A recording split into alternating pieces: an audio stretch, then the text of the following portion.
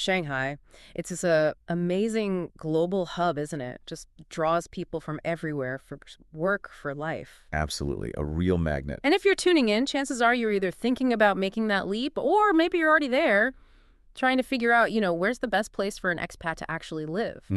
Finding that right neighborhood is key. So we looked into insights from moveandstay.com. They've been helping people relocate across Asia for, over 25 years now? Short stays, long stays, the whole deal. Yeah, decades of experience. So their perspective on Shanghai is, well, pretty valuable. They've seen it all develop. Right. So our mission today is pretty simple. Dive into their guide, pull out the key info on those Shanghai neighborhoods expats tend to favor. Get you up to speed quickly. Exactly. Equip you with a good sense of the lifestyle, family stuff, the cultural vibe of each area. Okay. Sounds good. Hmm. Where do we start? What Move and Stay points out, drawing on all those years helping people, is just how diverse Shanghai's living options are. So many choices. Yeah, different areas really click for different people, different priorities.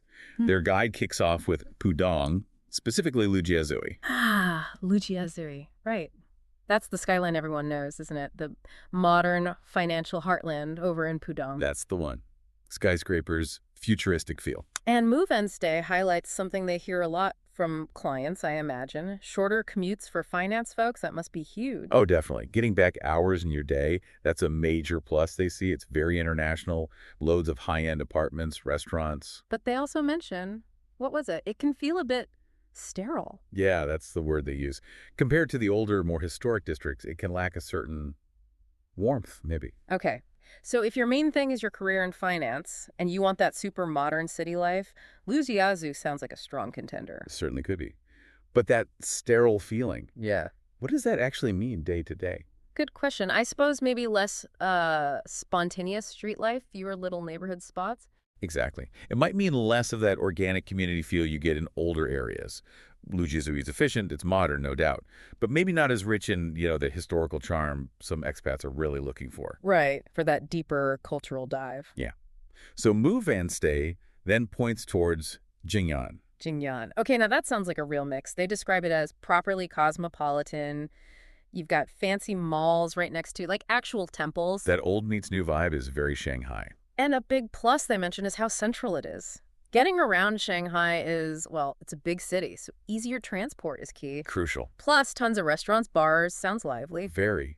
It seems Move and Stay finds it popular with expats who really want to be in the thick of it all. So for you listening, if convenience, being central, having that vibrant city buzz is top of your list, Jing'an seems like one to look at closely. Absolutely. And what Move and Stay has seen is it appeals to people who want that big city experience, easy access, but still like having those cultural bits like the temple woven in. But the flip side, maybe not so quiet. Definitely not quiet. If peace is your priority, all that convenience and activity might be, well, a bit much.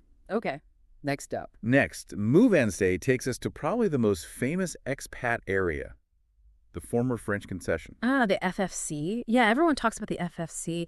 Tree-lined streets, Move and Stay says, that colonial architecture. Beautiful buildings, it feels different. A more relaxed vibe, almost European, they suggest. Cafes, little boutiques, galleries. Yeah, it definitely has unique charm.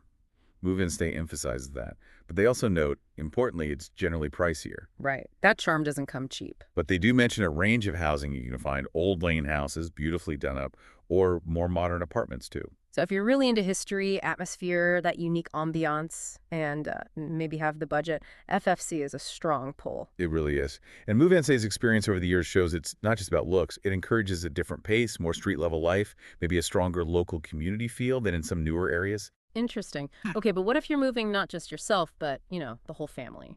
Priorities shift then, right? Big time. Schools, parks, space, that all comes to the forefront. So where does Move and Stay point families? First up is Xuhui. Yes, Xuhui, which makes a lot of sense. It's known for being leafy. Lots of international schools are based there. And it's near the FFC, right? So you still get some of that charm. Exactly. It's close by. Move and Stay sees it as a good blend, pleasant environment, family essentials, but still connected. A good balance, sounds like. Quieter, more residential, but with easy access to good schools. That's the appeal for many families. Move and Stay has helped. Then there's Hangzhou. Hangzhou. Move and Stay positions this as really convenient for families, partly because there's already a big expat community there. Yeah, established community, which can make settling in easier. And the big thing they stress is being close to Hongkou Airport and the train station. Huge for travel. Massive advantage if you travel a lot, personally, or for work. Plus, again, family-friendly stuff, international schools. That ease of settling in, having things nearby, must be a huge relief when you're relocating a whole family internationally. Oh, absolutely. Minimizing disruption, having support networks, Move and Stay knows how important that is. Then there's Jing'an. Jingkou. Okay, Move and Stay flags this one for space. If Sure. you need more room. Exactly. They mentioned larger apartments, even houses being more available there, so more breathing room. And it's quieter, more suburban, maybe, further out from the center. Generally, yes, a more relaxed environment. But crucially for families, still has those international schools. So if more space, a quieter, maybe more suburban feel is a priority, but you still need those school options, Jingkou seems like the one Move and Stay would point to. Precisely. It really boils down to your family's specific checklist, doesn't it? Yeah, Proximity versus space, energy versus quiet. totally. Okay, so Move and Stay then shifts gear a bit, looking at areas popular with young professionals. Right. Those looking for perhaps a more vibrant, dynamic scene. And interestingly, they bring back Xuhui, but a different angle this time. Yeah, now the focus is on those incredible skyline views. Wow, yeah. Must be amazing. And the sheer convenience if you're working right there in the financial district. Mhm. Modern apartments, upscale amenities, it's that fast-paced, high-energy environment. So if you're ambitious, career-focused, thrive on that buzz, Xuhui is still very much in the running, even for younger pros. It shows a place can appeal across demographics, just for slightly different reasons. As Move In Stay has seen, it's not just for senior execs.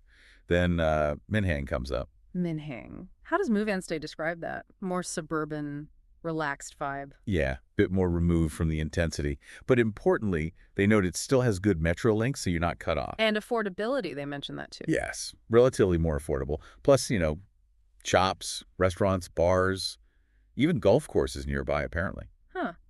So for a young professional maybe wanting a slightly quieter base, save a bit of money, but still be connected, Minhang could work. That balanced cost, connection, calmer vibe is something Move In Stay finds appeals to quite a few younger people they assist.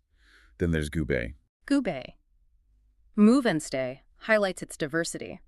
Expats and locals living together. Yeah, a real mix, which can be great for feeling more integrated, maybe. Sounds good. And lots of international food options and shops. Always a plus. Definitely a comfort factor. And they describe it as established, residential, but still near transport hubs and green spaces too, like the zoo, Zongshan Park. Okay, so Gubei sounds good for someone who likes diversity, convenience, a bit of green nearby. Right.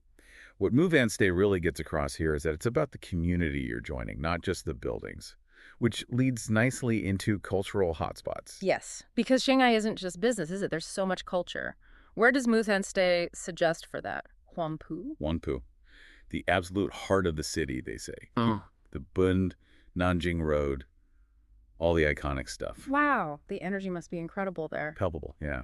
And being so central, obviously easy to get everywhere else. So if you want to be right in the thick of Shanghai's history and energy, Huangpu is the spot. The quintessential Shanghai experience. Pretty much. Yeah. Then, Move and Stay revisits Xuhui. We talked about it for families. Right. Leafy, schools. But now they focus again on that FFC charm within Xuhui. The cafes, shops, galleries. It's culture, but at a more relaxed pace. So exploring culture, but maybe in a more laid-back way, not quite so intense as Huangpu. That seems to be the idea, absorbing it more gently. Okay. And finally, Jing'an gets another look. Yes, Jing'an again, highlighting the cultural attractions alongside the shopping and nightlife. Jing'an Temple is the big landmark there. So it's culture mixed right in with modern life. Exactly. And being central means easy access to concerts, events, whatever's happening culturally. So it's about how you want culture in your life front and center, a nice backdrop, or easily accessible. Makes sense. Different strokes for different folks. Okay, shifting to something super practical, especially for families. Schools. Education. Absolute critical. And Move and Stay gives a good overview. International schools, different systems, IB American, British. They mentioned some big names, Shanghai American School, British International, SCIS. Right. And bilingual options too. Yeah. But they also flag, it's competitive to get in and it costs a lot. Yeah, the fees can be substantial. Then they compare international versus local schools.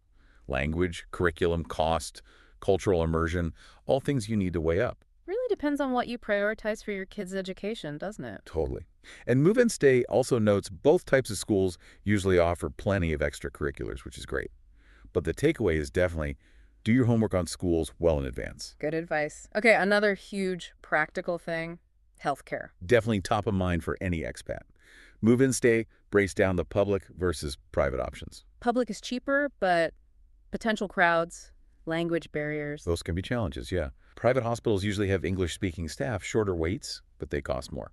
So for most expats, Move and Stay seems to lean towards private facilities being a better fit. That's generally the recommendation they reflect, yes. Mhm. And crucial advice, get comprehensive health insurance. Really comprehensive. Covering everything, inpatient, outpatient, emergencies. The works. They advise checking what your employer offers, but also looking into international plans yourself. Pay attention to the details, coverage area, direct billing, pre-existing conditions. All that fine print. Exactly. Yeah. And the practical tips Move and Stay concludes are gold. Know the emergency number, 120. Keep a list of English-speaking hospitals. Maybe even a translation app on your phone. And a medical card in Chinese. Smart moves. Anything to make navigating the system easier, especially if you don't speak fluent Mandarin. Definitely reduces stress. Okay, last big area, building a social life, finding your community. So important for actually feeling settled and happy.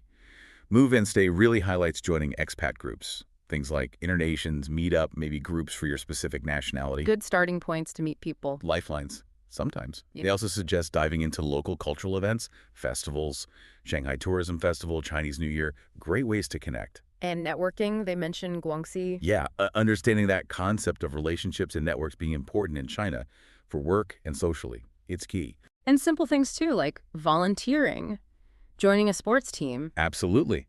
Little things that get you involved, meeting people with shared interests. Move and Stay makes it clear. Building a good social life in Shanghai is very achievable. That's reassuring to hear. It really is. And Move and Stay, with all their experience, they don't just talk about where to live, but offer solid advice on how to live well there. So wrapping this up, it's clear Shanghai offers this incredible variety of neighborhoods, each with its own personality, its own pros and cons, really catering to different expat needs, different lifestyles. What a real tapestry, as you said. And MoveAndStay.com's insights, drawing on, over 25 years, helping people move around Asia, really help clarify those differences. Definitely brings it into focus. We've touched on Pudong's modern finance focus, Jing'an's cosmopolitan mix, the FFC's unique charm, those family areas like Xuhui, Hangqiu, Jingkao. The spots for young professionals like Lujiazhuigen, Minhang, Gubei, and the cultural cores like Huangpu, Yui, Jing'an. It really makes you, the listener, think, okay, which of these vibes, these features, really speaks to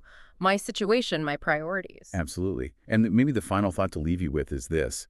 Considering Shanghai's unique blend, that mix of deep tradition and hyper-modernity, how might choosing one particular neighborhood over another really shape your day-to-day life, and maybe even your whole connection to the city in the long run?